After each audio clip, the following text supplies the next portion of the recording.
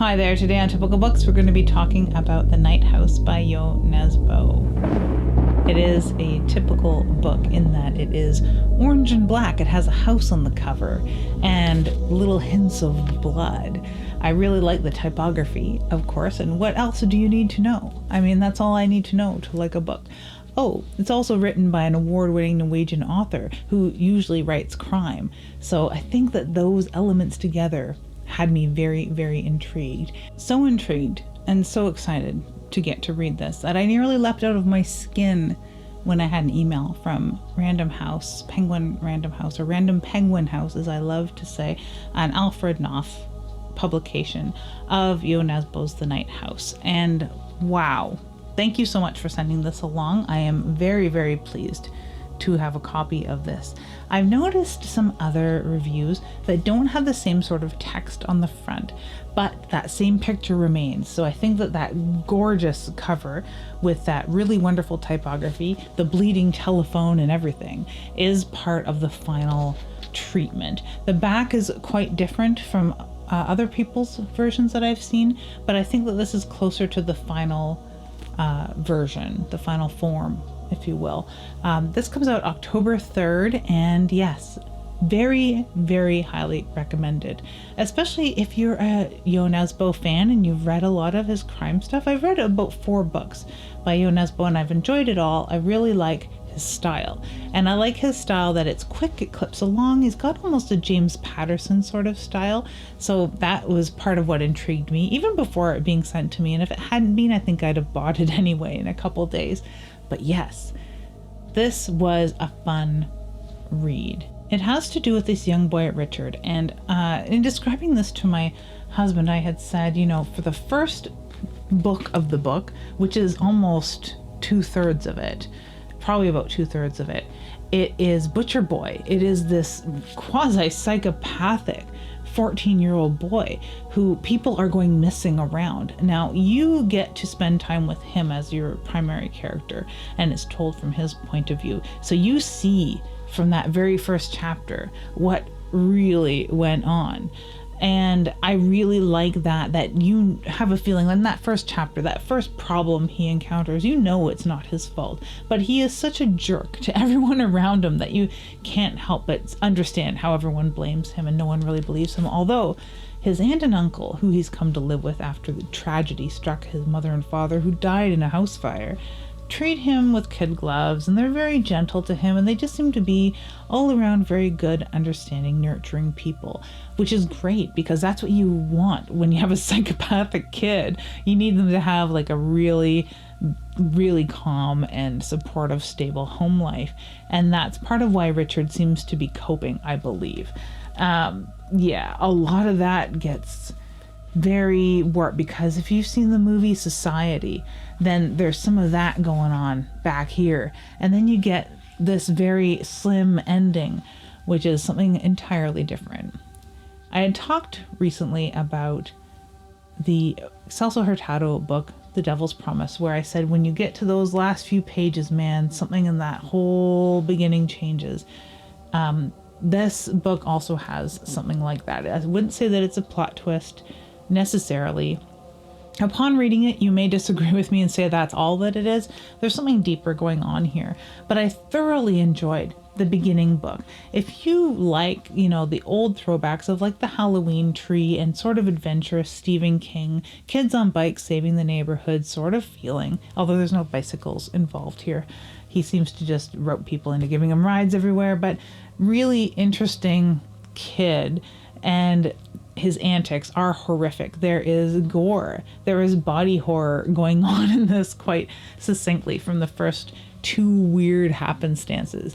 There is the tragedy of what he's gone through. There is the really, really dry and snippy, horrible attitude that he has. He's a lot like Francie Brady from Butcher Boy. And if you've read that and enjoy that sort of like, I wouldn't say unreliable narrator for that first half of the book, you're following right behind him as his shadow and seeing what a horrible, mean bully type person he is, although he's also stalked by 3 bullies on bikes that remind me of The Preservation, I believe is the name of the horror movie where there's like these kids on bikes that are terrorizing everybody, and Eden Lake sort of has that feeling as well.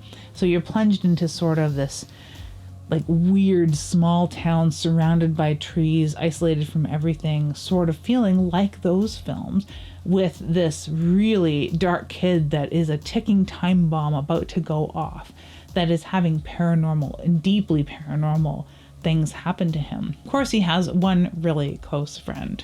Karen is the geeky girl who sort of hangs out on the roof of the school, casting her fly fishing in practice, and hangs out at the local library way too much, looking for books on dark word magic and white word magic. I don't know what word magic is, but if that's a real thing, let me know. It's mentioned in this book, and I thought that was really interesting. If you've seen the film Parents, the relationship between the boy and girl here in Richard and Karen are similar to the boy and girl in that film, where they're both sort of outcast types. Her not quite as much as him, but they seem to get along way too well, and it's cute. It's cute, even though the things that they're talking about are quite dark. Now, although it takes place in the spring, it has a really autumn vibe to it, and I really don't understand why it took place in the spring. They have a lot of free time, and whether he gets pulled out of school or not for things that he did or didn't do, it seems that he has a lot of free time, and it would sit so much better in a way if it was like fall and he'd graduated from school or something, or he was between schools, or it was early fall before school. I have no idea. I guess that doesn't work. I guess spring is the only way to really do it, heading into summer. But it has a fall vibe. It feels crisp and cool. It feels dark and shady. It feels like there's pumpkins on every corner. And I don't know how Nesbo really accomplished that.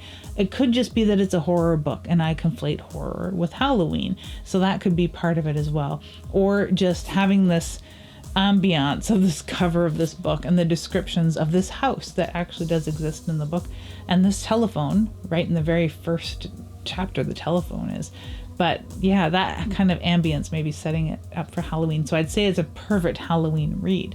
It otherwise does feel very much like a Bradbury-esque Halloween town, more like Something Wicked This Way Comes than Stephen King really, when it's dealing with young boys hanging out in the library. But yeah, it gets pretty adult and warped later on. There is like a very strange cosmic horror going on at a certain point in this that is, it takes on such a dreamlike feel, and we're taken out of the realm of childish things entirely at the last third of this book.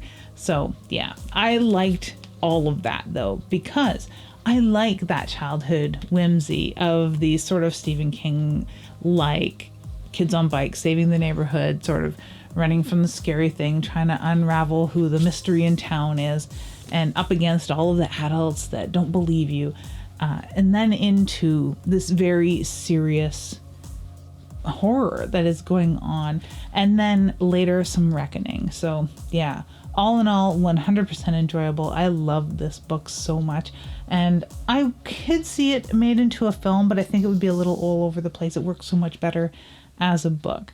But hey, who knows? Maybe if you read it and you can see this as a screenplay, let me know. If you've read Yo Nesbo's The Night House, let me know in the comments below and what you thought of it. Do you find yourself loving that first 2/3, or are you the person that really loves that last third? I'm very curious to hear, because it is two very different stories.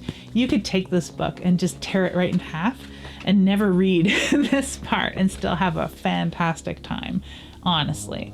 But yeah, thank you so much to Penguin Random House for sending this along to me. Thank you, Yo Nesbo, for delving into horror proper. A lot of their crime stuff is horrific. That's part of why I've started reading a lot of Nesbo's crime, because it is like true crime, serial killer feel, which is a sort of horror, that realistic horror that I really enjoy. This is not realistic horror in The Night House, but it is that same sort of feel. He knows what's grotesque and he knows what gets under people's skin.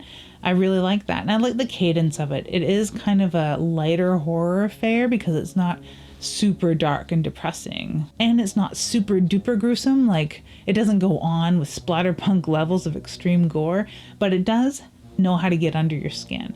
And it's also written, like I said, in that James Patterson sort of super clipped, fast paced kind of crime novel way. So it makes it for a really, really convenient read. Perfect for Halloween. So if you've read it, let me know. Thank you so much for watching and have an ooky spooky day.